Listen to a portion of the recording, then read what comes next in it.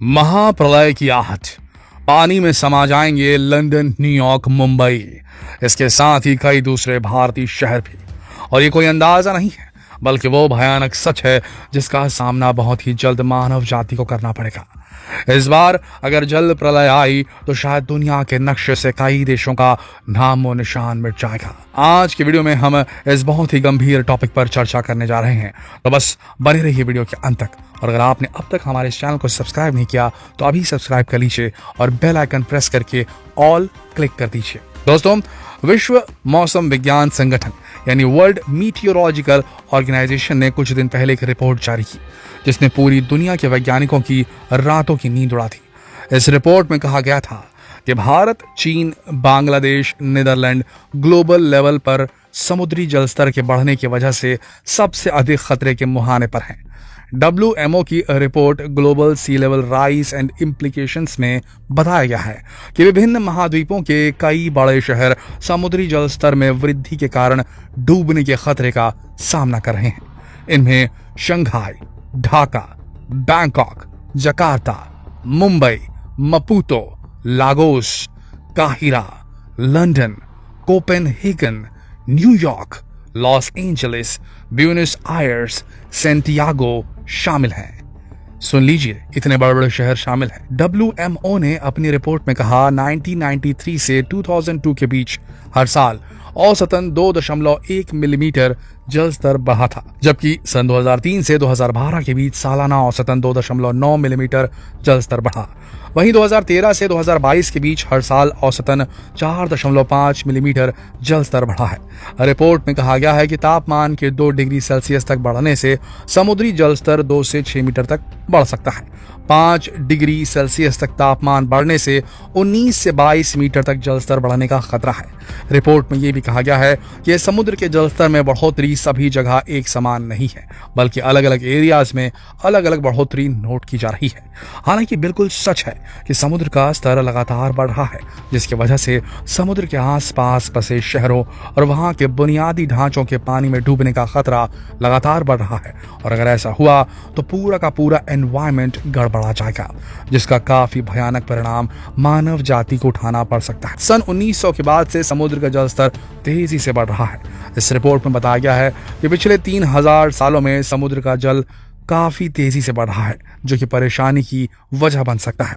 इतना ही नहीं, समुद्र का तापमान भी पिछले 11,000 सालों में सबसे ज्यादा दर्ज किया गया है। इसके अलावा रिपोर्ट ये भी बताती है कि समुद्र के जल स्तर में हर साल औसतन 0.15 मीटर तक की बढ़ोतरी होने से बाढ़ प्रभावित होने वाली आबादी 20% बढ़ जाएगी। समुद्र के जल स्तर में 0.75 मीटर की बढ़ोतरी होने से 40% आबादी को खतरा होगा, जो कि अच्छे संकेत तो नहीं कहे जा सकते, क्योंकि पूरी दुनिया की 10% आबादी यानी करीबन 90 करोड़ लोग तटीय इलाकों में रहते हैं। और अगर समुद्र का जल स्तर बढ़ता है तो इनकी जान पर खतरा मंडराने लगेगा, यानी कि उस समय धरती पर मौजूद हर 10 में से 1 आदमी बाढ़ की मार झेलेगा। अफ्रीका के कई देशों का तो नामो निशान मिट सकता है। कई आइलैंड्स या देश गायब हो सकते हैं। साथ ही रहने के लिए जमीन और पीने के लिए पानी का संकट पैदा हो जाएगा। खाद्य पदार्थों की कमी होने लगेगी।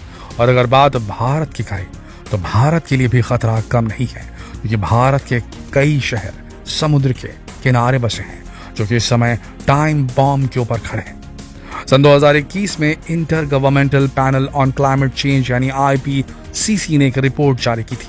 इस रिपोर्ट के आधार पर नोएडा स्थित फर्म RMSI ने अनुमान लगाया था कि बढ़ते समुद्री जल स्तर की वजह से मुंबई, कोच्चि, मंगलौर, चेन्नई, विशाखापट्टनम और तिरुवनंतपुरम समेत कई शहर डूब सकते हैं।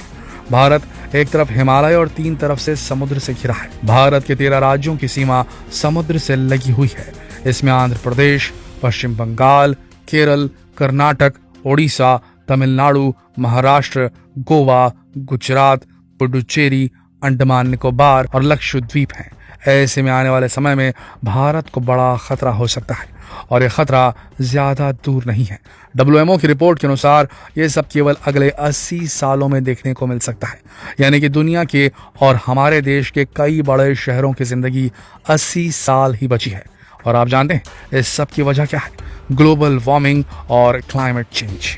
WMO की रिपोर्ट के अनुसार 1971 से सन 2018 के बीच बढ़ने वाले समुद्र जल स्तर के लिए बढ़ता तापमान जिम्मेवार है, यानी कि तापमान बढ़ने से बर्फ से जमे हुए ग्लेशियर पिघलने लगे, जिससे समुद्र स्तर में 22% तक की बढ़ोतरी हुई। रिसर्चर्स का कहना है कि पृथ्वी का तापमान लगातार बढ़ रहा है। बीते 100 सालों में पृथ्वी का तापमान 1 डिग्री फ़ारेनहाइट तक बढ़ चुका है, जो कि परेशानी की वजह है।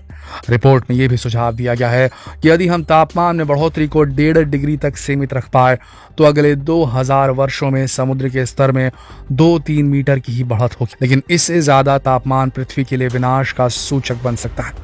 WMO का कहना है कि अगर तापमान में 2 डिग्री सेल्सियस की बढ़ोतरी होती है तो समुद्र का स्तर 2 से 6 मीटर तक बढ़ सकता है, जबकि तापमान में 5 डिग्री सेल्सियस की बढ़त मतलब समुद्र के स्तर में 19 से 22 मीटर की बढ़ोतरी, जो कि खतरनाक है, क्योंकि यूनाइटेड नेशंस के अनुसार आने वाले कुछ सालों में धरती के तापमान में 2.4 से 2.6 डिग्री सेल्सियस की बढ़त देखी जा सकती है, जो कि खतरे की घंटी बजने के आसार है। और इसके संकेत तो वैसे भी नजर आने ही लगे हैं। आजकल बेमौसम हो रही बारिश, सर्दी के मौसम में गर्मी की मार और कभी भी बर्फीले तूफानों का आना, ये सब क्लाइमेट चेंज के ही परिणाम है। आने वाले समय में हालात और खराब होने के संकेत हैं। अगर बात भारत की करें तो आने वाले दशकों में भारत को हीट वेव, भारी बारिश और चक्रवातों का सामना जो नॉर्मल करता है भारत, उससे कई गुना ज्यादा करना पड़ सकता है। समुद्र का जल स्तर बढ़ने की वजह से निचले तटीय इलाकों में बसे गांव और इलाके पर सबसे ज्यादा असर पड़ेगा।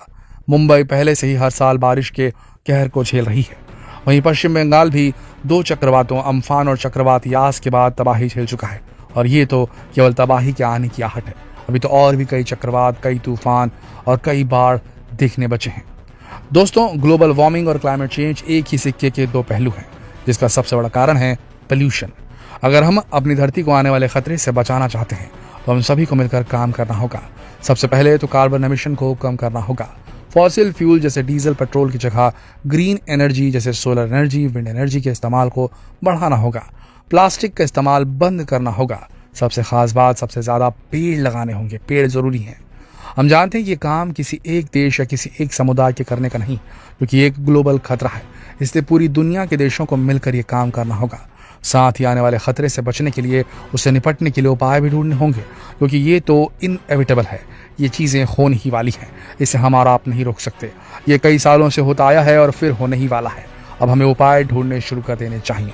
आप और हम भी इस मुहिम का हिस्सा बन सकते हैं और धरती को बचाने के इस मिशन में अपना योगदान दे सकते हैं। बस करना यह है, प्लास्टिक का इस्तेमाल कम से कम करना है। फॉसिल फ्यूल से चलने वाले वाहनों का इस्तेमाल जब बेहद ज़रूरी हो तभी करें, और अपने घर में कुछ पेड़ पौधे ज़रूर लगाएं। दोस्तों, क्या आप इनमें से कोई भी काम करते आए हैं अभी तक? तो आप भी धरती को बचाने के इस मिशन के एक सिपाही ही कहे जाएंगे।